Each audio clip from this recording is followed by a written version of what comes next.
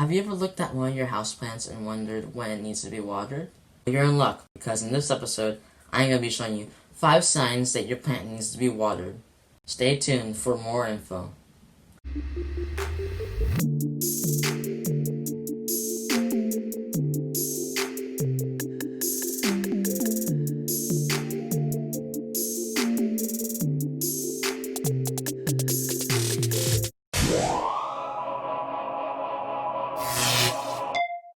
I'm going to be showing you 5 ways to identify when your plant needs to be watered. First main classic way to tell when your plant needs to be watered is if leaves are drooping or wilting. If it's wilting, that probably means it needs water. If it's drooping, it needs water too. It's a classic sign of having too little water. Water makes plants stronger. When you give them water, they'll grow stronger and healthier. When you don't give them water, they'll droop and grow weak. The second way to identify a deficiency in water is the plant's weight. You usually want to get familiar with your plant's weight before you water it and also after you water it.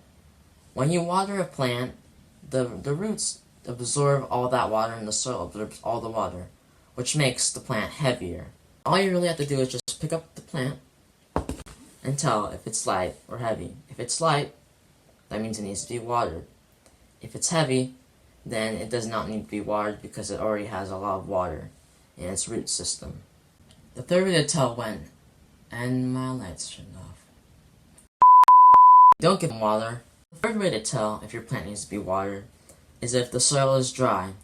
So, the plant has different needs. For example, some plants need to be watered when the soil is dry, some when the soil is slightly dry, some when it's moist, it depends. But most plants, if their soil is dry, that means they need to be watered. So, you can literally just stick your finger about 2 inches into the soil. No, I'm just kidding. Ladies and gentlemen, we got him. Because if you stick your finger 2 inches in the soil, then it could also be wet underneath, at the bottom.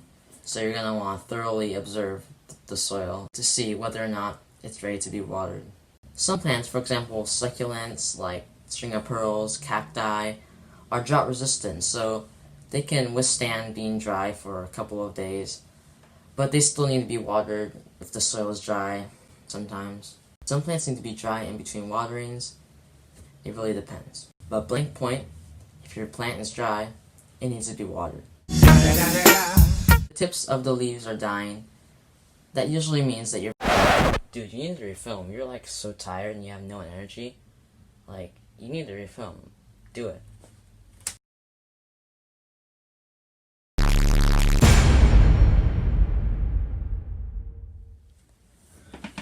Okay, I'm refilming because, they told me to refilm, so yeah, I'm gonna refilm. Don't worry about it, I have a lot more energy now. Yeah, anyway, let's get into it. So, if the tips of the leaves are dried on your plant, that usually is a sign of water deficiency. For example, my peacock plant, if you can see the tips of the leaves are drying, and that's not very good, because if, you don't want your plant to die. Also, eventually the leaves will start to, they'll turn brown, and then they'll die. It's basically a slow process of a leaf dying once you see dead leaf tips, so water on time.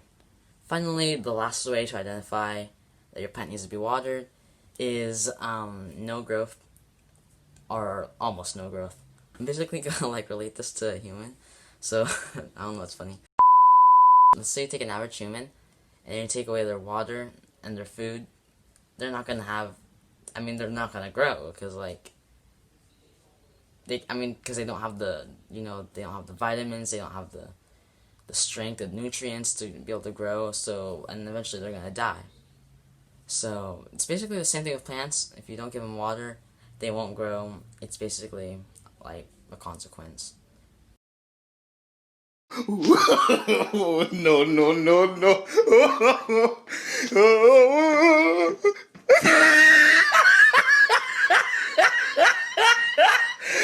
Look at the top of his head. Look at his lips. So watering your plant is basically a good idea, is what I'm trying to tell you. If you don't know that already, because you need water, okay? Anyway, what do you think about my blue background? I just made it with like some like paper, and it looks kind of cool. Like it looks like the oceans behind me. I could even chroma key it right now. Watch this. See, now I'm behind the beach. Oh, ready? Watch this. Now I'm behind the Great Wall of China. Now I'm behind myself. Yeah, isn't that cool?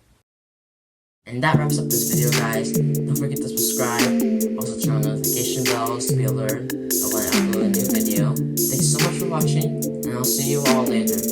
Peace. I can't wait to stop it.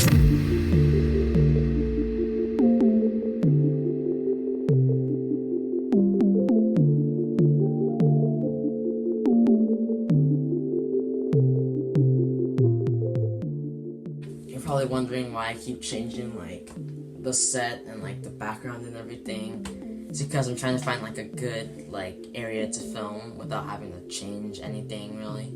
Because I remember my first video I made, I was up against a wall, just like talking, standing up. And then my second video and my third video, I was like sitting against the wall, and it was like an actual like good set, but I had to like move everything before I would film. And then like after that, my next videos I was like right here, but I had the window open. And I mean, it was really hard to keep doing that.